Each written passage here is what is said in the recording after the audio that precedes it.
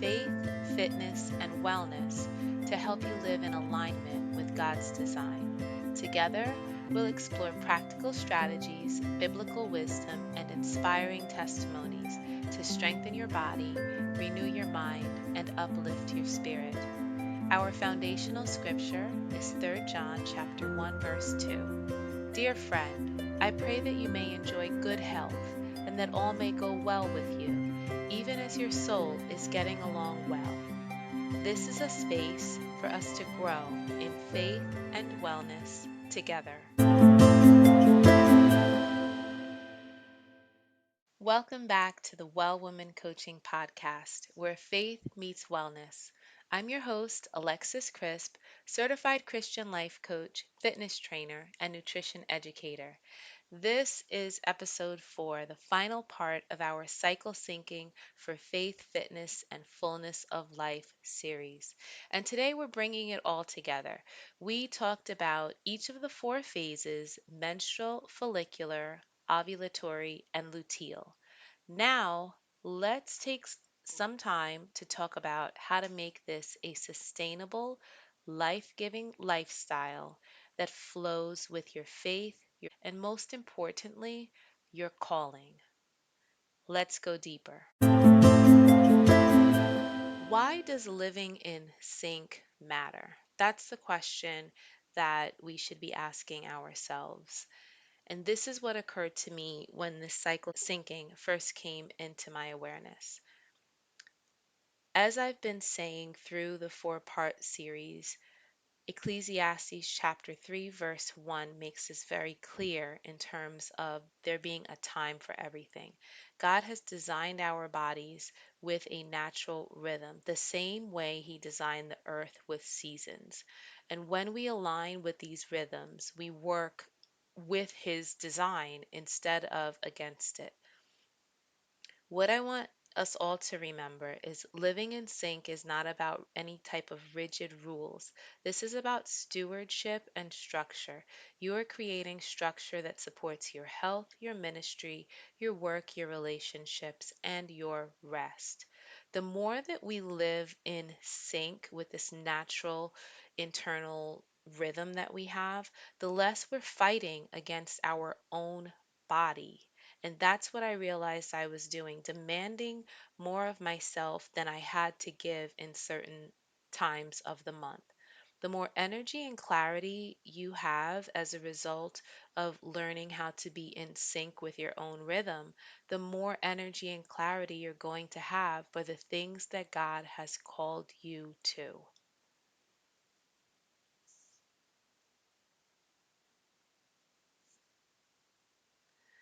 Let's build a monthly framework together. Here is a simple way that we can apply everything that we have learned up to this point. So, as review, the menstrual days, that's day 1 that you start bleeding through 5. This is the time to rest, reflect, a great time to plan the month ahead. Focus on your warming, iron rich foods and very gentle movement. This is a wonderful time to really deepen your time with God. Follicular phase. That's next, days 6 through about 14. This is the time to start new projects. You can brainstorm and also move your body with more energy. Fresh, light meals are going to be best for us during this time. And then start to engage in creative tasks that you have. Creative tasks are going to fit beautifully into this follicular phase. You have a room that you want to redecorate or anything that needs to be creatively inspired, tap into the energy of that follicular phase. Next, we have our ovulatory phase, days 13 through 15. This is the time to schedule your most social, high energy work. It's a short window, so you're not you it might take some time to really nail it. Some people feel when they're ovulating. I do feel when I'm ovulating, but by the time I feel it, it's actually just about it's probably day 16 or 17. And then I look back and say, "Oh wow, I really did enjoy that social such and such a couple of days ago, I start to realize it.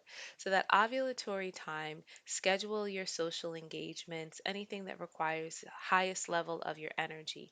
Do your high intensity workout, any type of community outreach. I'm speaking to myself right here because I have some community outreach to do. Schedule this around your ovulatory time. This is also a good time to have important conversations. The next phase is luteal. Those are days 15 through 28. We want to wrap things up here in this season, complete projects, and start to prepare for rest. We already know this rest period is coming again. As sure as the sun is shining tomorrow, we know that our menstrual cycle is coming again, day one. It's time to rest. Where I have needed some work, what I'm improving on is starting to wrap things up in this luteal phase instead of starting them up, which is where they belong in the follicular phase. So I start things in the follicular phase, but I really need to be wrapping things up, not taking on new things in the luteal phase because that leads to a significant level of overwhelm for me. Also, in this luteal phase, we want to start to shift those high intensity workouts to be more moderate and gentle because we're moving into menstruation. So, when you plan things this way, you stop expecting the same output from yourself week after week, and we honor our natural ebbs and flows, the natural ebbs and flows that God has built into us. Science does support the idea that our hormones influence our energy, mood, and even our metabolism across the month. There are studies that show variations in our calorie needs, our performance, and focus between phases. But this is what's important, and what has been most important for me is that grace must guide any practice that you have. And that's why these are all just frameworks that I work with. It's nothing true. It is not 100% true for me. As I have said, the Bible is the word of truth that I stand on.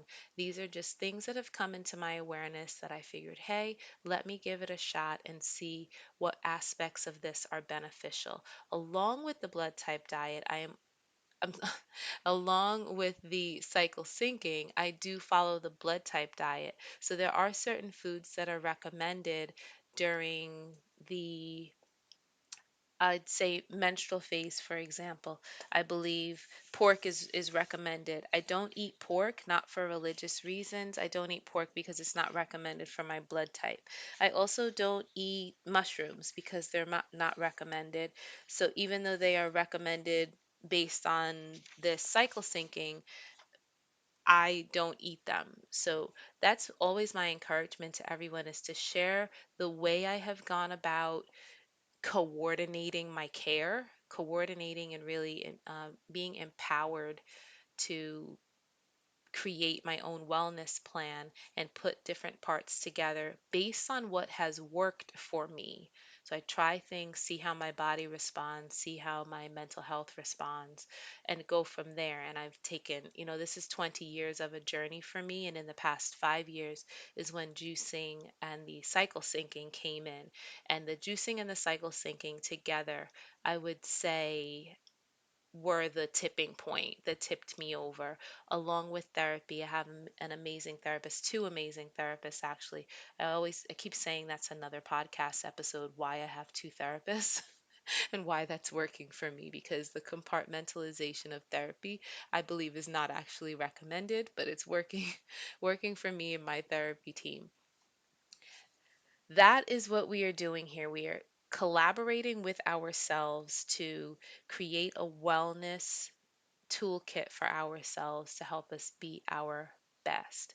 So there are going to be months where you follow everything perfectly, and there are other months where you're going to be thrown a curveball. If you are going to family outings, reunions, birthday parties, all of those things, please don't go and I can't eat this and I can't eat that. Don't do that with anything that you have in your life. Don't add the cycle sinking in as a restrictive and rigid aspects of your life. Living in sync is not about perfection. This is about awareness. And when you know the why behind how you're feeling and how you're making your choices, this can serve your body instead of draining your energy. And we're all about our energy conservation and management.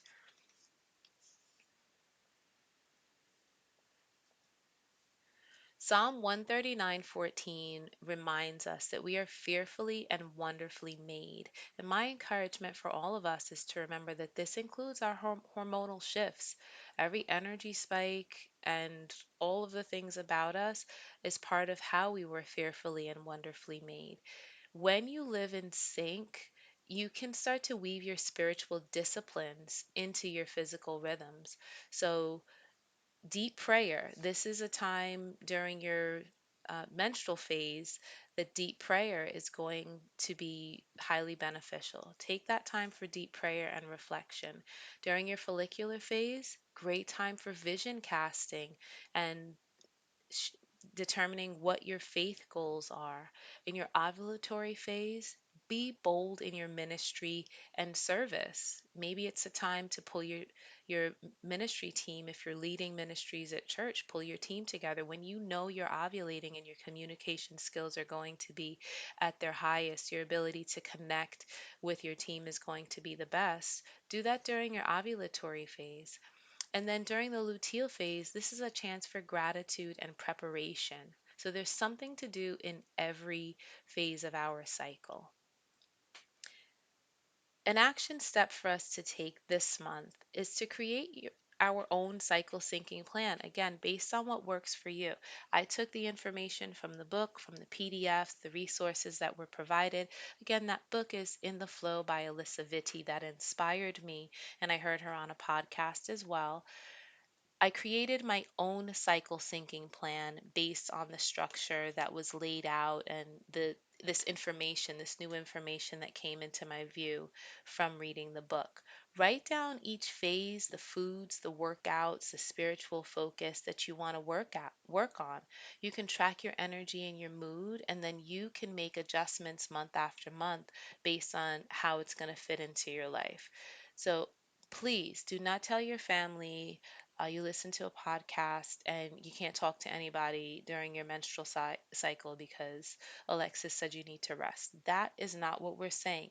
You are fully capable of doing and executing all of the things of your life all month long, but we want to be aware that there may be a best and right timing for certain things, and when we can have, let's say, the majority of our lives, even if that's 60 to 70%, I think that's excellent if you're able to plan that much of your life. Even shoot for 40% of your life if you're able to plan it and schedule things around your cycle and be more in sync. I think that's a good goal to have. So this month, create your own cycle syncing plan.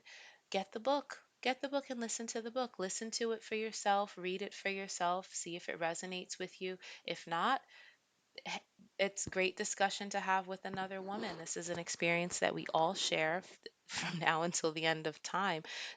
I always want to be as resourceful as possible. So even if something is not for me, I know that I may be the carrier to bring this information to someone else that it may work for. Deserve to have all of the information and options that are available in front of us. This does conclude our Cycle Syncing for Faith, Fitness, and Fullness of Life series. My prayer is that you now have a framework to live in sync with God's design for your body and honoring Him in every phase during the month. If this series has blessed you, subscribe, leave a review, and share it with another woman who's ready to live well.